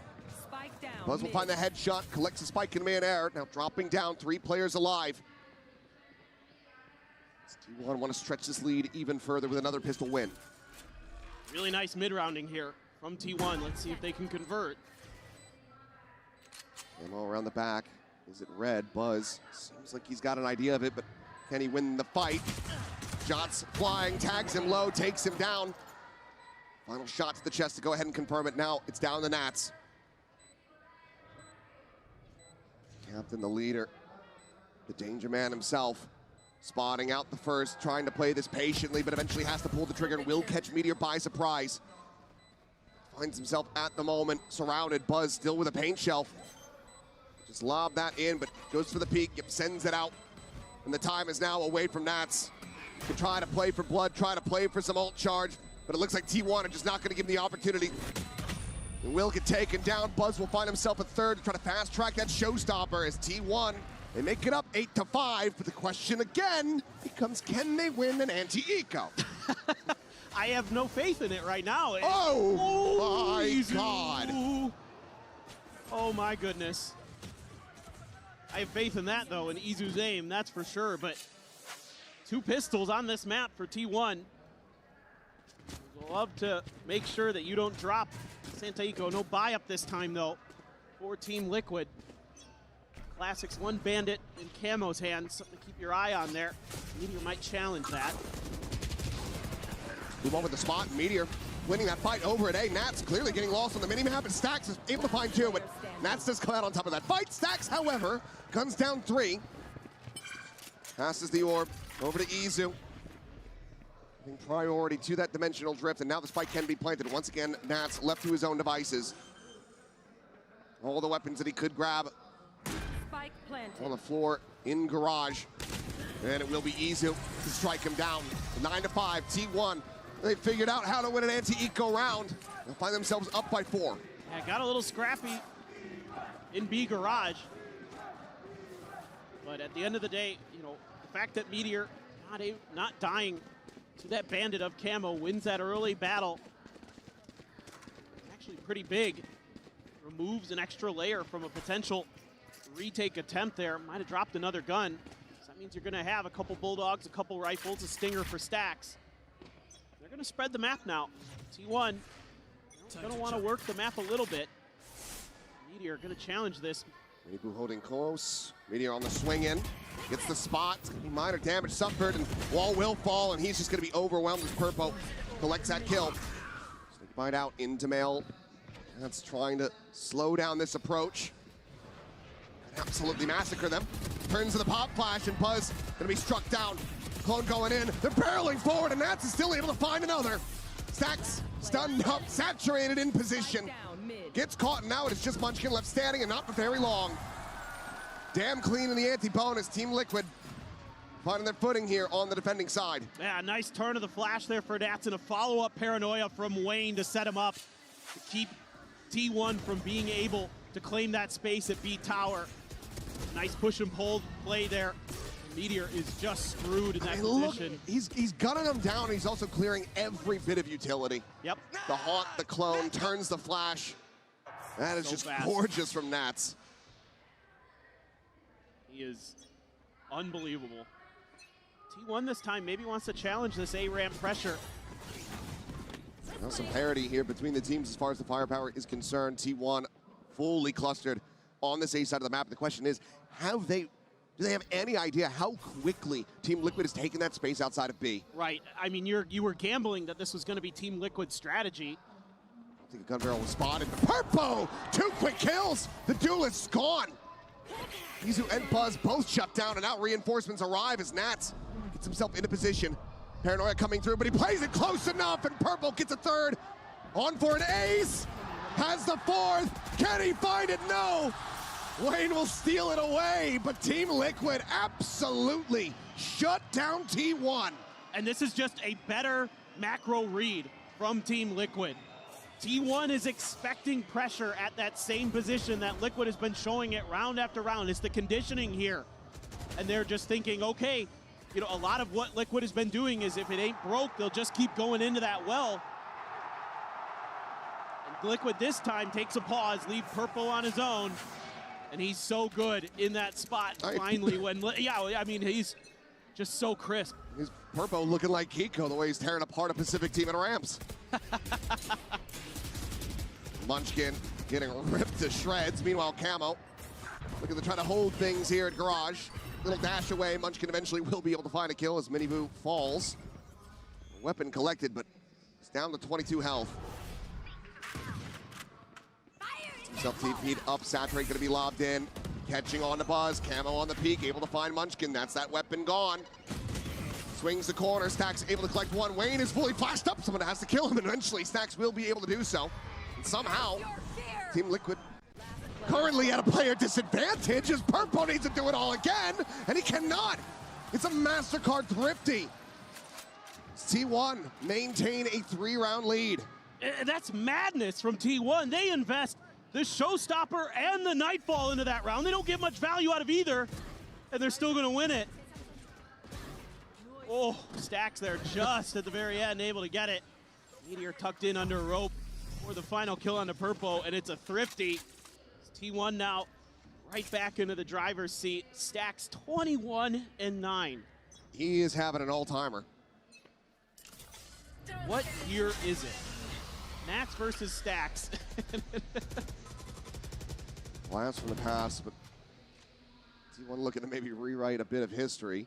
The pit in play, however, in mid, and Miniboo has an operator online. Well, you don't have...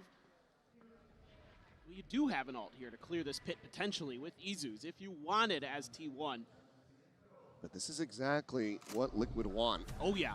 Funnel the players across towards this operator. You've got Purple there as well. Try to play him in. Yeah, relay bolts, flashes. This could get nasty for T1.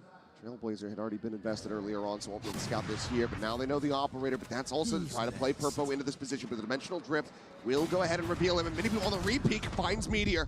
Blind coming through, sprays flying, Purple eventually gonna fall at Izu's hand.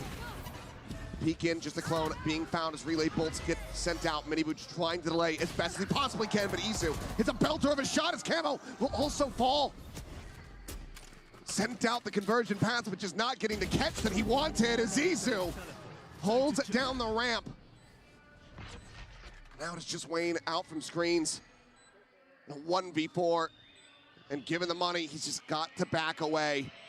The operator, a lost cause, a lost weapon. Just dead on the site. Peeks in for one. Reads Munchkin's rescaling, and he's gonna look to try to use the op against him. He's never been known to be much of an opper in his history. So we'll swap to the shorty instead. It's T1, 2 rounds away from taking us over to Haven. Got to see this from Izu's perspective, because he, I think, bails out T1 quite a bit in this round, especially on that first kill, because I'm pretty sure he's the one who kills Purple when he's blinded up. Yeah, he is. Comes out of the drift, no one's able to kill him. Izu there spares a T1 player's life. Then he's able to get around that convergent path, as well as Munchkin. Munchkin had TP'd ahead of it as well, so some really good on-the-fly thinking from T1 and how to respond from the ultimate of Team Liquid. And that's a huge one that they invest. And again, here on Split, not getting value out of those ultimates for Liquid is costing them rounds. And now similar situation from the first half, getting closer to the end of this map potentially. And the ult cycle just isn't there from Team Liquid. As they invest these, it's just not getting them the round wins converted over. Meanwhile, Meteor's gonna be 2 charges away from having that pit available. Very much fighting an uphill battle from here. We'll see what they decide to scrape together. It looks like some weapon purchases are being considered. It is going to be a very scrappy buy. This is kind of a tough one in terms of adjustments here for Team Liquid. Maybe start playing a bit more for retake. You know, because the way T1 has been playing in the last couple of rounds has been pretty spread out at the beginning. They're looking for that aggressive push. They don't want to get backstabbed by those quick lurks that Team Liquid wants to establish with Miniboo or Nats or whoever. And so they haven't been able to get that map control, to get that map space consistently. Sure, they've done it sometimes, but T1, their changeup, looks like they want to take a page out of what we saw from Liquid with these 4-1 splits. Meteor's still having a rough go of it again here on split, but he's got 3 players potentially to contend with if he challenges that angle. Slow push-up. Nobody going to be home for that op initially. Or excuse me, the Outlaw. Pass over to Munchkin again with the sniper. Flash lobbed in, but it's slow scaling off the back of this. But Izu planting his feet. Miniboo unable to flush out that Yor, but Wayne eventually will be able to do so. 2 kills going to be found. Exchange for the one. A weapon now going to be scooped up. Munchkin immediately TPs over to A main. Purple nearby, just with the Sheriff in hand, stammering over towards Vents, anticipating potentially this rotation from Meteor. Looking back over into main. Munchkin continues to push forward. He would get timing, but he pulls off the angle, but now has the spot. He's got the information. The question is, can he avoid being timing by Meteor, who's just around the corner? The swing coming in, and he cannot. Meteor collects it, but then quickly gets traded back. Meanwhile, Stax going to try to get into position to try to intercept. As Munchkin once again is just going across the world. Stax asked to be the hero once more as Liquid start getting the read. Nat's the first one, pushes forward, but Wayne continues to bail his team out. He doesn't have time. He has time to get the plant, but they're right there. Very close by. They hear these smokes blooming. The plant on the corner. Paranoia going to be lobbed through. Munchkin, no more util, and Wayne will find him. A 4K to keep Liquid alive, denying a map point from T1. It's patience here for Team Liquid. You know, with that mid control that they're able to establish, they're able to quick counter flood T1 at the beginning of that round. And then Munchkin just, you know, with the time when he decides to go all the way around the world, Liquid's got a good read on it. This time Stax not good for the heroics. It's been tremendous, but Wayne coming alive there with a big round. Now, you heard it there from the man himself saying they're back. MasterCard thrifty to try to just get refocused. Eyes on the prize. This is still winnable for Team Liquid. Especially with that happening off the rip. That's your lurk. That's that A-side pressure alleviated immediately. Meteor just cannot find anything. Nats. Don't think he will have spotted anything there. Not a pixel showing, so Buzz does get slotted forward. It's going to be the bite on a timing. Quick little jiggle peek, but now Buzz's position going to be known, but he's able to find Camo. Actually behind Miniboo. Nats, however, still going to be a menace as Miniboo goes sprinting forward, gives his life for the kill. Munchkin trying to stand tall. The gets knocked to the wayside. Team Liquid whittling away at the economy of T1. They are 2 rounds from tying this up. Again, these faster reacts that Team Liquid now is starting to bring, causing T1 some grief. Big win out in the open space. Nats, so steady there. Izu, a little off balance in his aim. So Nats decides to double down on it. They're able to just smother him out of that round. Again, good reads now starting to come through. So it's time for T1 to take a pause, talk things over a little bit more. Don't want to give any more to Team Liquid here. It's been a pretty good half for you so far. But your economy is going to be a little bit shaky coming into this next round, it looks like. So to be able to have that full buy, you got to start worrying about things like, is there going to be an outlaw potentially? What else are you going to have to worry about? I mean, this has to be a bit of a demon on the shoulder for Munchkin. How many times did we see, last year with him on Gen G at global events? Toronto, of course, comes to mind, where they would get to this point, sometimes on this very map, where they'd hit 11, but they couldn't get over that hump. They couldn't make it to 12. They couldn't close out the maps. That's how Fnatic ran it back on them. It was that bit of choking right at the last hurdle. It's timeout from KDG. Trying to get them re-centered.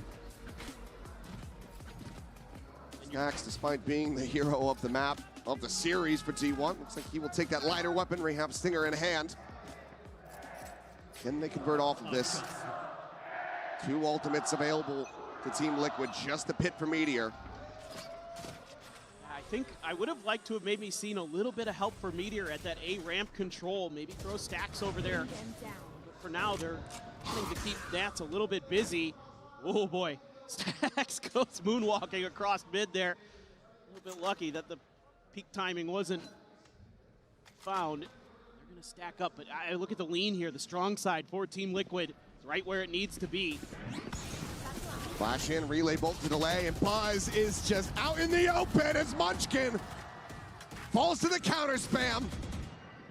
Spike still on the floor, Meteor trying to push his way forward through mid, but Nats has him dead. This timeout is not working a treat, not at all for T1. Stacks and Izu would have to work an absolute miracle, a 2v5 conversion. Swing in, takes him low, but cannot take him down. Nats still standing, now healed up. The raid boss stays alive, as does Team Liquid on this map. 11-10, they will be 1 away from tying this up. And this once again breaks the economy for so many players on T1.